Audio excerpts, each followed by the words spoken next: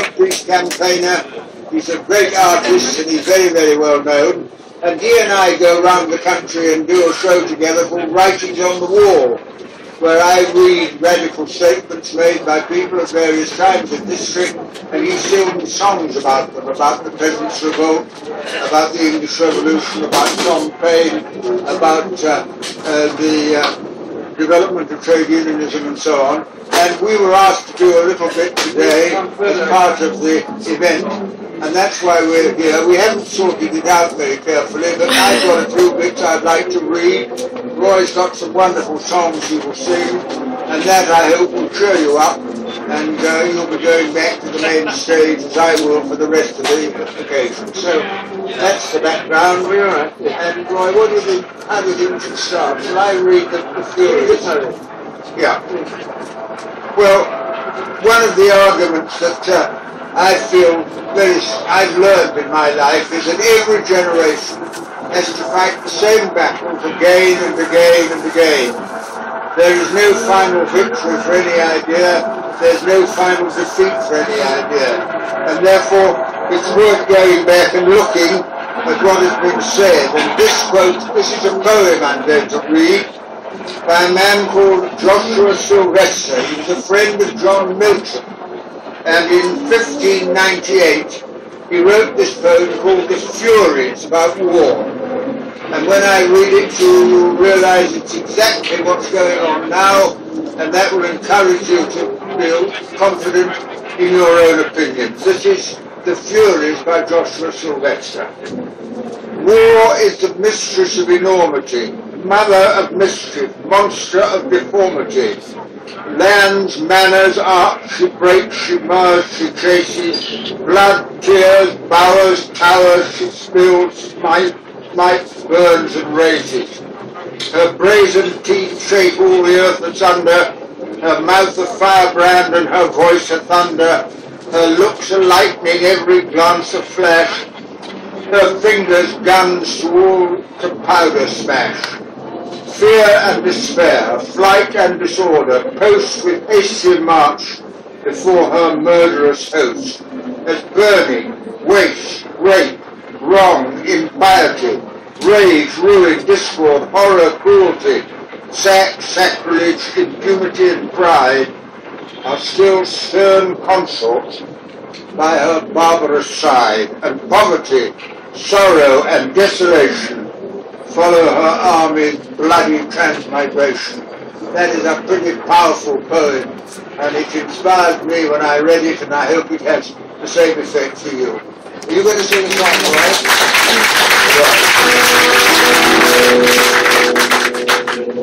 Never had to sing leaning over a desk.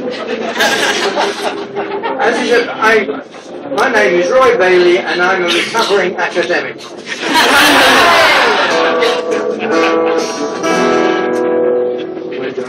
When Johnny comes marching home again.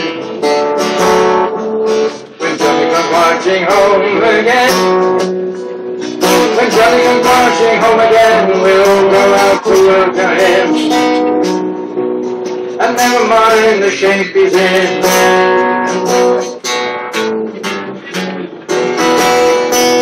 We'll ask him how the fighting went. We'll ask him how the fighting went. We'll ask him how the fighting went, and how he likes the president. Casualties are an accident.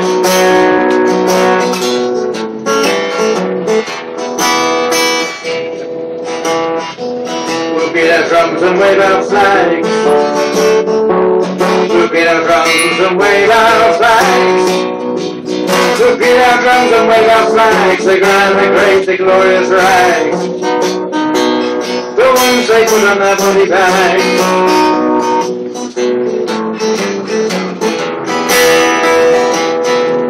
And later when the sickness comes,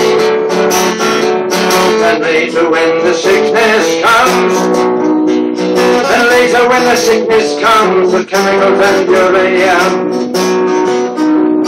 we'll wring our hands and all play down.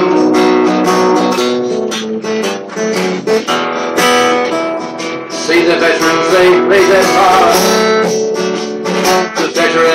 they played their part. The veterans, they played their part. They came home with a purple heart. They're walking around with a shopping cart.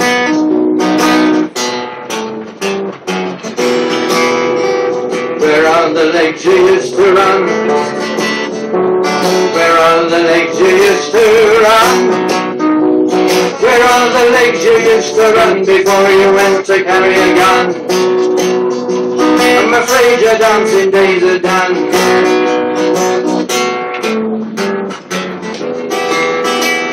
You haven't an arm and you haven't a leg. You haven't an arm and you haven't a leg. You haven't an arm, you haven't a leg. You're an armless, legless chicken this egg. We'll have to put you out with a bowl to bake.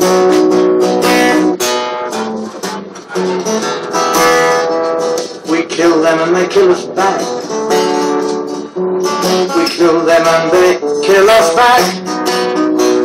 We kill them and they kill us back. They say it's always been like that. What a load of crap.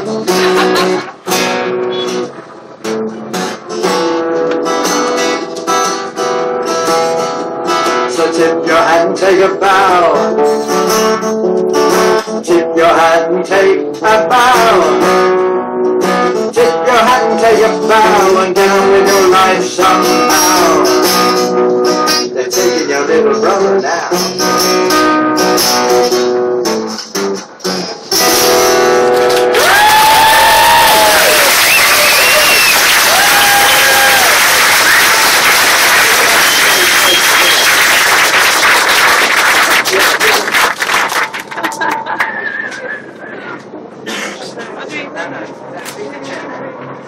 Sorry, I can't. It's making me. It's killing me.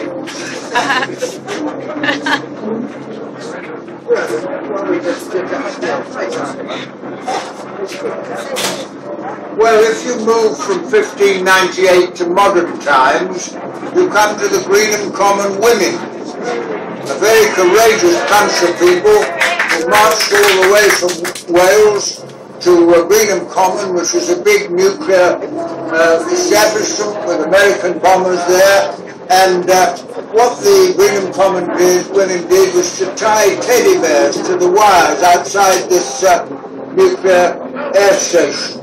And they were charged under the Justices of the Peace Act of 1361, which is still the law of the land. And they were charged with action likely to cause a breach of the peace. Now, there are enough nuclear weapons at Greenham Common to destroy the human race, and hanging a few teddy bears outside was regarded as an action likely to cause a breach of the peace. At any rate, I went to Greenham Common, as many of you may have done many times, and I was in court when the Greenham Common women were sentenced. And I have the quotation of what one of them said, and I find it very, very inspiring.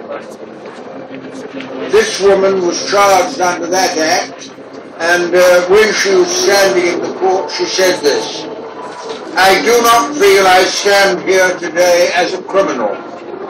I feel this court is dealing in trivia by making this charge against us, while those who are the real criminals, those who deal in our deaths, continue their conspiracy against humankind. We will continue to make a peaceful stand against them and continue to uphold our moral values which celebrate life. We are all individuals whose responsibility it is to maintain and nurture life, something all of us can do together with mutual support. As women, we have been actively engaged to be complacent by sitting at home, by revering men as our protectors. We now reject this role. The law is concerned with the preservation of property. We are concerned with the preservation of life. How dare the government presume the right to kill others in our names?" And when she said that,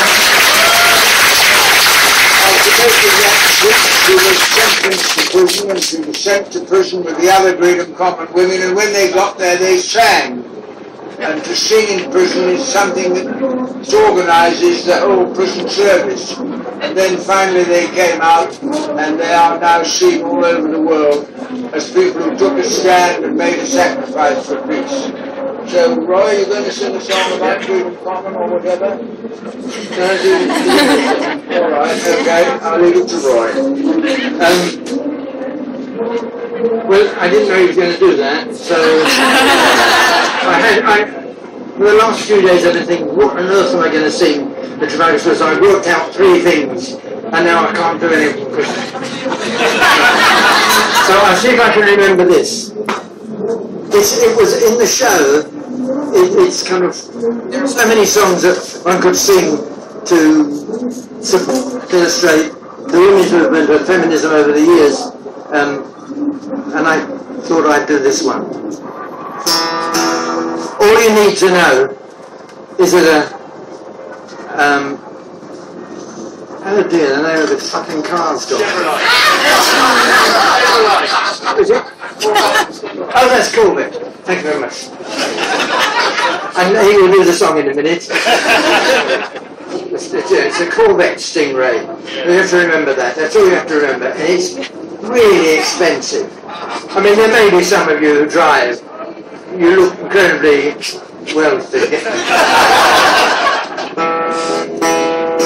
This morning as I read the paper, in search of a new set of wheels, the classifieds had the most curious ads, their listings of automobiles.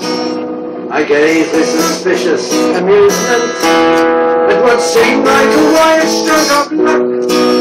Corvette Stingray, it said, low mileage, bright red, 2005 model, $65.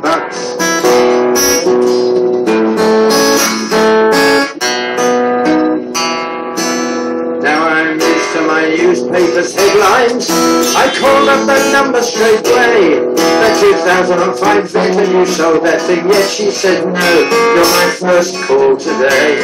I said, there's been a mistake in the paper. They printed the price wrong somehow.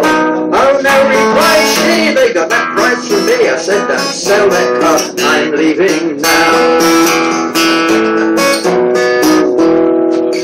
She lived in that part of the city I ventured just one time or two, where lawyers, bank presidents and doctors were residents, and the houses were massive and new.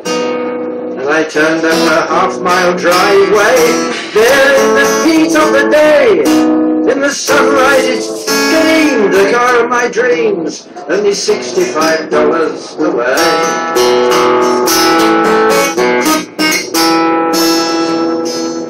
The interior was done in white leather. It had a 587 V8. Full wingspan doors, a Hirschford on the floor, and an 8-track, 8-deck, solid step. There was chrome on the fender, in an aerodynamic design. A bar, a TV, and it was boggling to me that for $65 it was mine.